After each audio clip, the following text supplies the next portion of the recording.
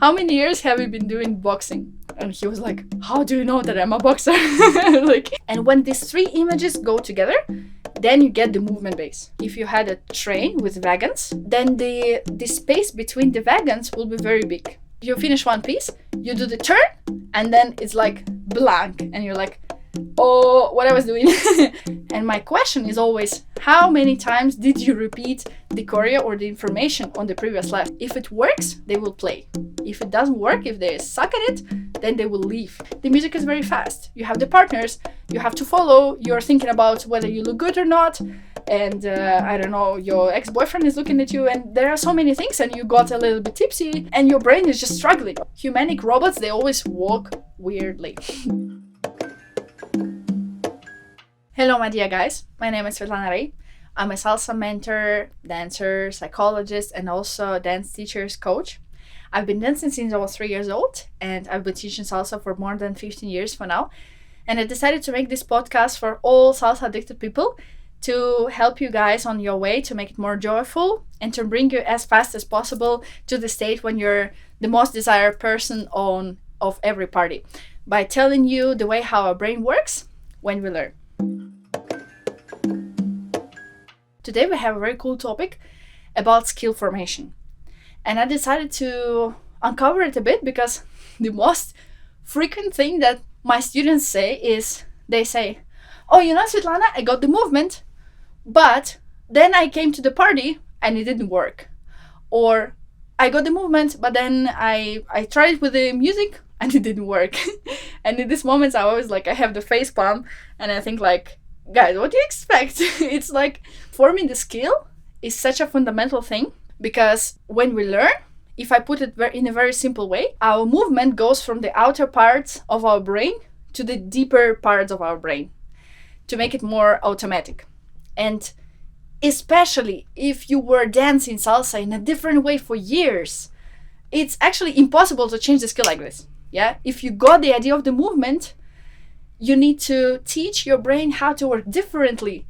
And you need to explain your brain that this way is actually better than the way that you were doing it before. And it takes some time. And now I will explain you in this short episode, how does our brain work when we obtain the skills. I need to tell you that, this thing is very fundamental. It requires time. I think theoretically you understand it, but for some reason, practically, when you do the courses, not many people realize it that well. And it's actually even more difficult to change the skill when you already had some. It's very funny when I always can spot at my lessons people like ballerines, or there was a boxer. There was a very cool moment when there was a boxer at my lesson that he came to the first salsa class, and he was always, when he was doing the back break, he was lifting his fist to the jaw level, to make a defense, to protect. And I was laughing and I came to him, I was like, how many years have you been doing boxing? And he was like, how do you know that I'm a boxer? Man, it's very obvious, So it's very difficult actually to form the skill, but it's more difficult to relearn, to put a new skill in your body, in your head. But I will now tell you how.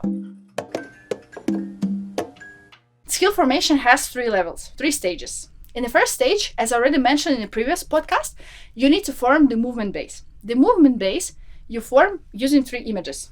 First, the visual image. You need to understand what does the movement that you are doing look like. Okay, you need to see how does your teacher do it or whatever. Then you need to understand the logic of the movement.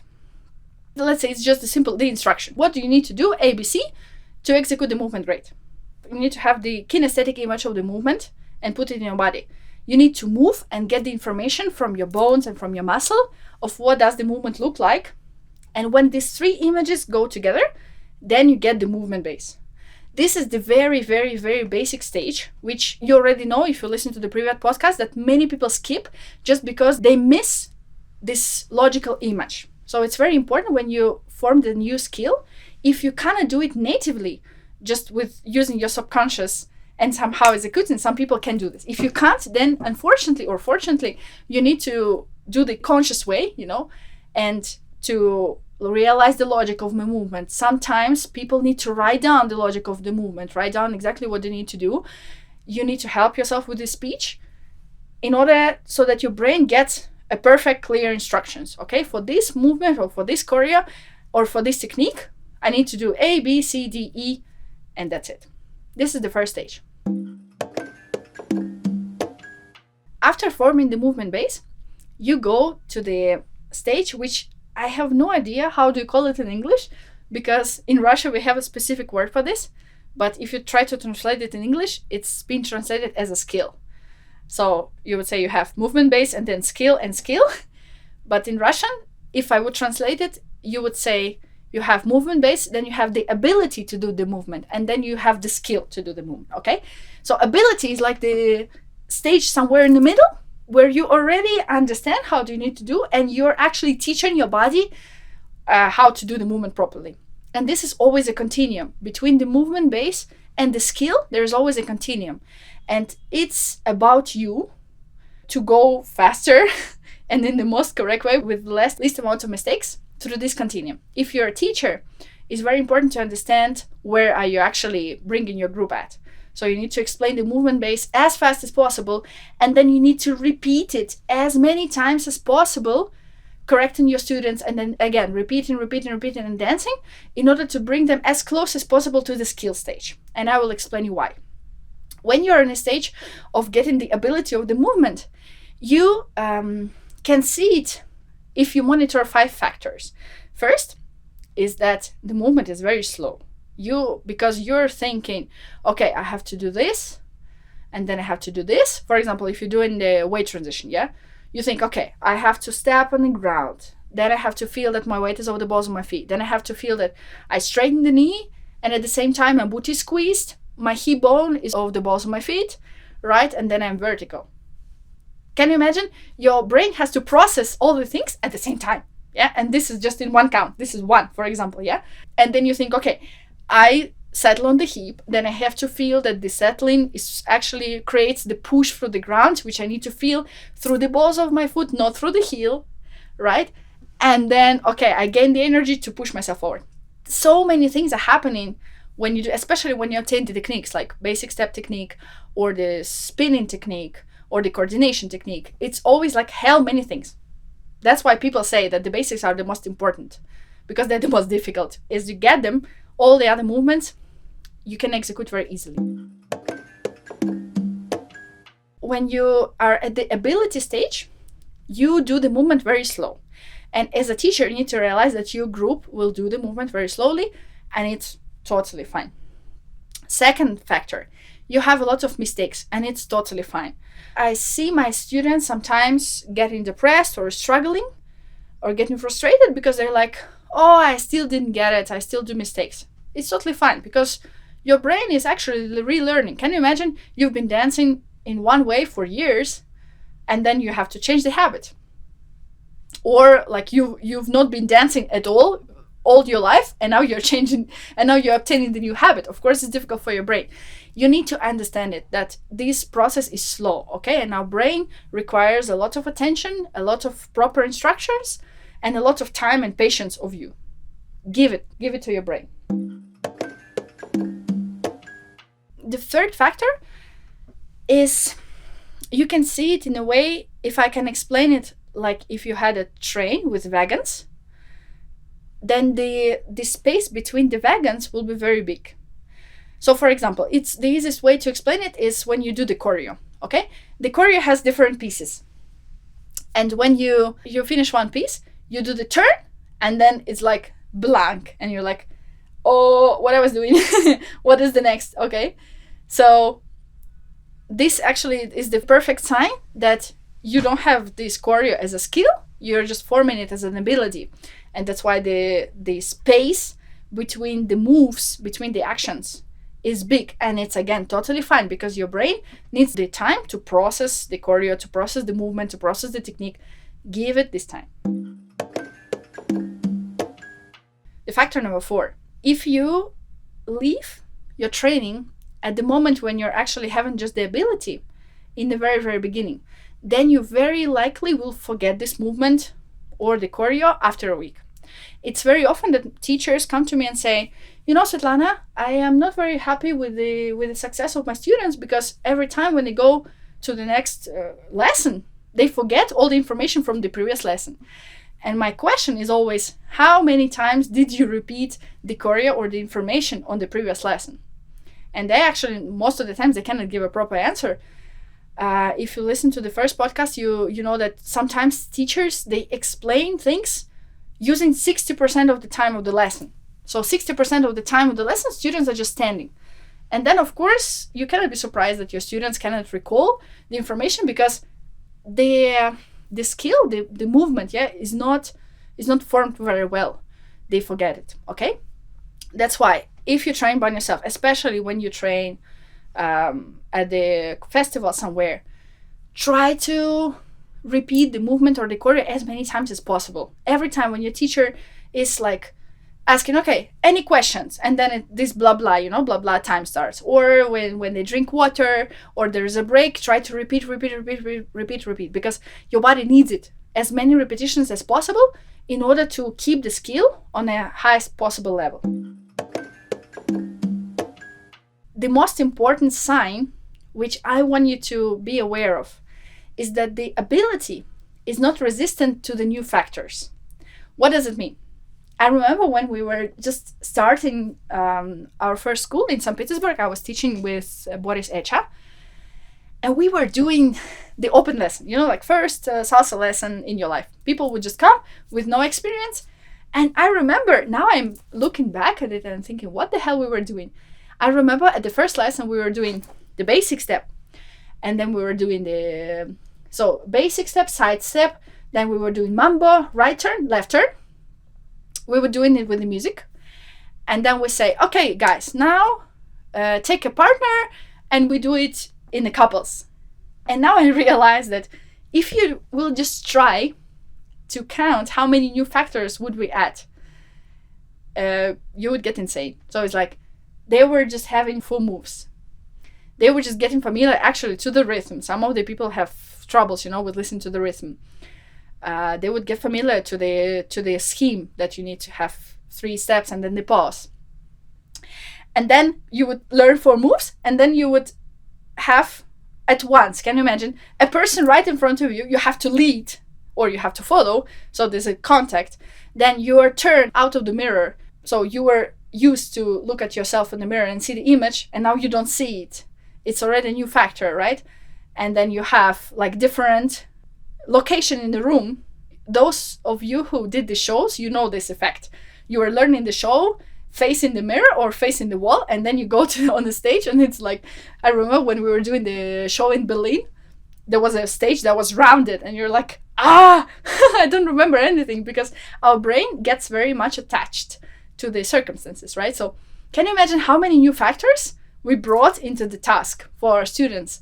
And then, of course, they were not so happy, because it's very important to understand, especially when you're a teacher, that people like to play games which they're good at. If it works, they will play. If it doesn't work, if they suck at it, then they will leave. It doesn't matter whether you're a cool teacher, you give a lot of energy, you joke like hell and everybody laughs and it's funny. People will leave after a while if it doesn't work, if they don't succeed. You need to understand it. Coming back to the skill formation. So when you're at the level, when you got, for example, the technique or you got the movement, you need to be very aware of how many factors and when do you add on top.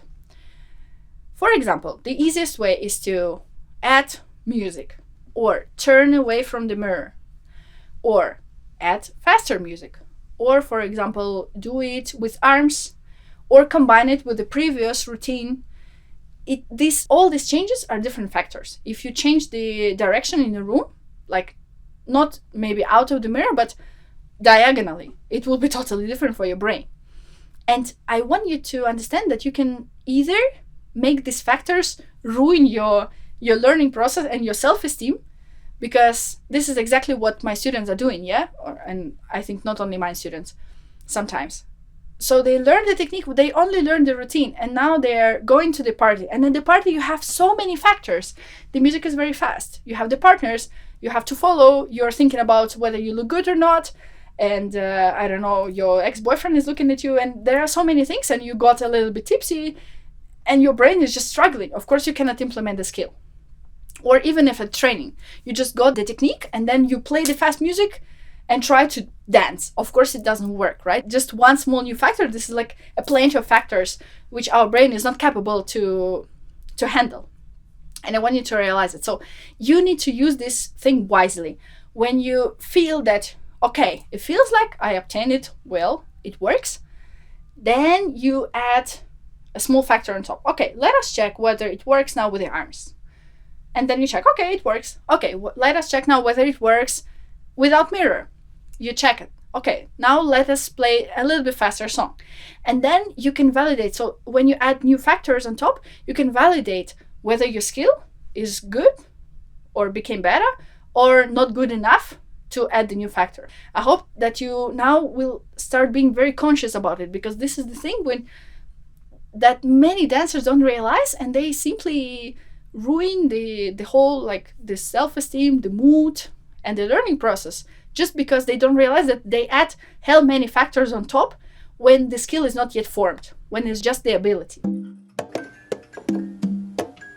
A very funny example about how can you validate whether your skills are good or not happened when in Moscow. I recently tell this story in my stories on Instagram.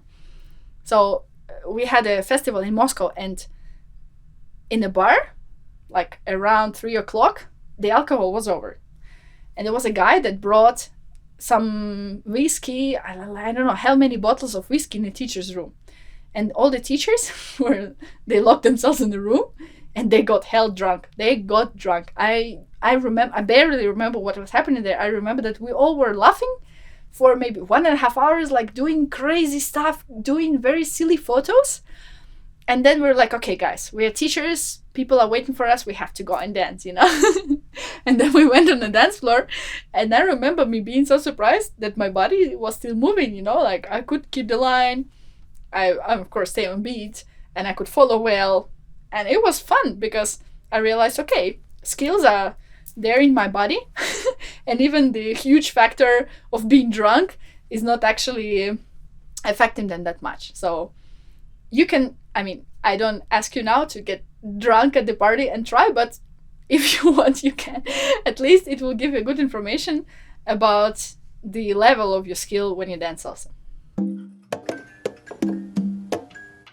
And after repeating many times the routine or the technique, when it's on the ability level, you come closer on this continuum to the skill. And how do you estimate it? Is that you will feel that your working memory is getting free. If you're a teacher, you will see it. On the class, you cannot, of course, form the skill because it requires more time, but you can still see that people are coming closer to this point when they start to get distracted. You can see that they are thinking about their own things, or they add by themselves new factors like grooving or arms to the movement. That means that their working memory is getting free, and this is a very good sign. So this is basically what happens. Remember, I told you in the beginning that our skills are going from the outer part of our brain to the inner part, deeper parts of our brain. And when they go there, then our working memory is getting free, and we can think about stuff. Now, for example, most of you, I bet you can dance basic and do hell many things because it doesn't require working memory from you. And this is the first sign that you're in a good way to obtaining the skill. And basically, all these factors that I mentioned before, they are changing. So when you have the skill, it goes very fast. It's not as slow. You don't do any mistakes because your movement is now managed by different parts of your brain. It's more automatic. And then the wagons, so the space in between different parts of the figures or different pieces of the choreos, there is no space. Yeah, so the wagons are together and it goes fluent without any pauses. When you have the skill, you won't forget it. You all know this saying that if you once learn in your life how to ride a bicycle, then you never forget it because you gain the skill. And also, when you have the skill, it's way more resistant to the new factors. The factor is very difficult. It can still affect the skill, but most of the times, the skill is very stable. So you will not forget it. And if you add new factors, it will still stay the same. What is very important to understand about learning the skill? You need to, first of all, have a very good movement base. You have to analyze what exactly do you need to do. There are many impatient students that try to grab it fast by just repeating it without realizing. And that can lead to many mistakes in the future. So if you, again, I repeat myself, if you are naturally are not able to grab it correctly from the very first or first 2 tries, then you should better do it consciously, slowly. Slow down, take some patience, but you will do it better at the very end. Then you need to speed up naturally. What does it mean?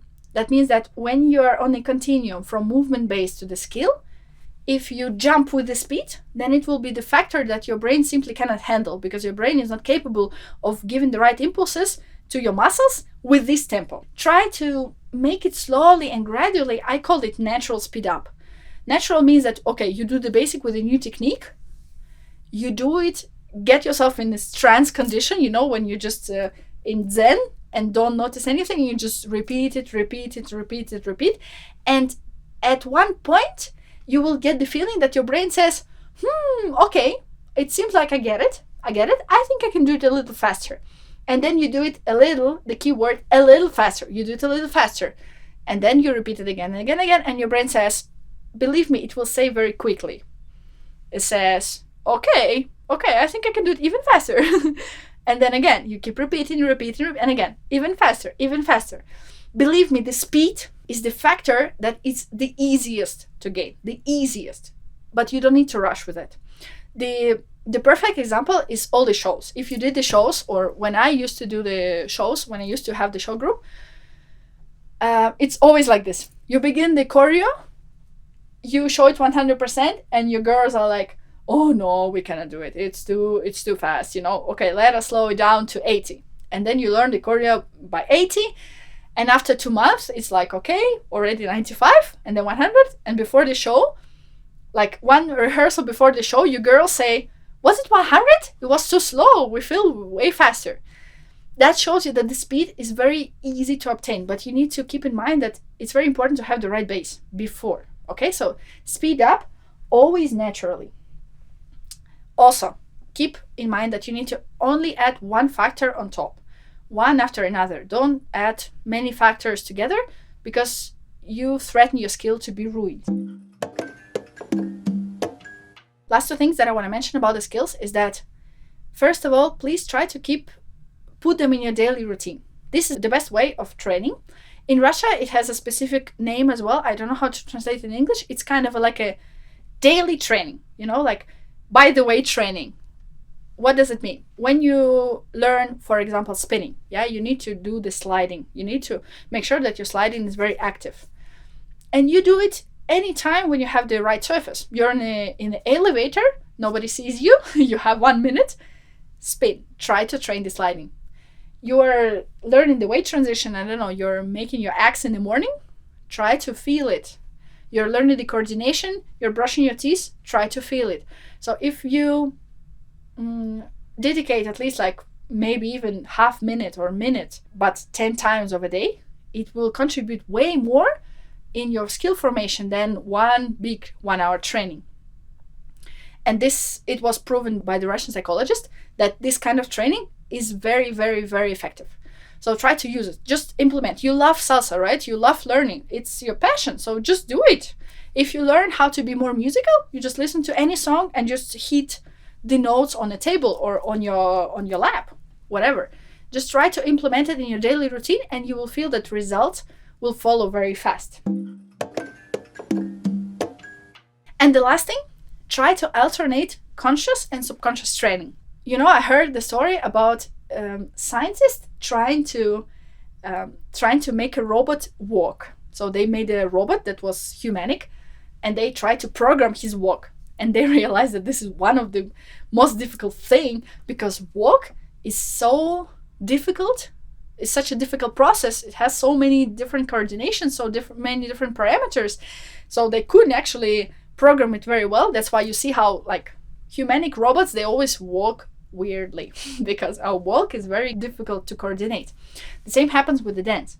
When you learn dancing, the coordination is super difficult. And even if you're a super conscious learner, you need your subconscious to generalize the knowledge. I have a very good example of one of my best friends and also my business partner, former business partner, Nastya. We used to have a dance school together in St. Petersburg. And she was a person that I actually taught how to walk in the beginning. Even before we opened the school, I remember I said, okay, we don't even dance, we just walk, okay? So she was like beginning from the very zero, and now she's a very cool salsa teacher. So she's this kind of student that is very conscious, she was very technical, and she was following my instructions clearly, and she was very good at it. So we were trying to build up her coordination, and after a while I remember this lesson when I was looking at her, and I realized, okay, she's trying to consciously control all the parameters which I mentioned, but I realized that coordination is so deep within your body so that you cannot consciously control it, and you need to give up in this moment and make your subconscious do it. You know how many dancers, these are my favorite moments, when many dancers, they come to me and say, Svetlana, I had a breakthrough at the party. It was Sunday, I was drunk and I was dancing with a girl, and then I was suddenly like, wow, it clicked, and I felt like, wow. I remember I was dancing with one of our coolest Russian teachers, and we had an amazing dance. And after the dance, he said, when we were dancing solo, I thought for a moment like, wow, I danced like a Frankie Martinez, and these are actually the moments when our conscious gets totally off and our subconscious take over. And our subconscious is the best for generalizing the knowledge. That's why try to always alternate, especially if you're the person that wants to control everything in your daily life as well and wants to follow clearly the instructions, be very technical. Believe me that your conscious will not be capable of implementing all the skills by instruction. You need your subconscious, okay? That's why at the end of every training, you can give yourself like 5 or 10 minutes, just 2 tracks, to dance it out. Just try to catch the feeling, try to feel your body, try to trust your body, try to follow your body. How is your body is asking to do the moves. Also at a party, if you drink, get drunk, just dance it out. Let your subconscious generalize the knowledge. Also, a very good thing is to try to copy some people that you love. For example, you adore a person dancing, try to copy the move. Because this is the process that happens subconsciously most of the times if you just try to synchronize and repeat it. And be playful. Sometimes, especially if you get stuck, you feel like, okay, I cannot get an impulse, I get stuck. Just let it go. Play a fool, have fun, take a shot, and just try to make it like in a playful way, like in a little bit in a childish way. Release your subconscious, and your subconscious will find the most convenient way to combine all the input that you gave it before, okay? But this thing only works, it either works when you're a gifted person and you subconsciously can gain the movement or the technique, or if you're not, then you need to have the conscious base before, okay? So keep in mind what I said in the very beginning about the movement base. Make it logical, try to be aware of what you're doing, try to give your muscles the clear commands, try to support yourself with the speech, and I'm pretty sure that you will see clearly the results very soon. Guys, please share all the insights here in the comments or tag me on Instagram in your story. I'm very curious to hear all your thoughts. Also, if you have more questions or if you want me to uncover more topics about learning salsa, please don't hesitate and share them here as well in the comments or write me a direct message on Instagram. I'm very open to that. I'm very inspired, and I hope that you will have a lot of successes in your trainings and have fun in your salsa way. Good luck! Yeah, we made it! We made it!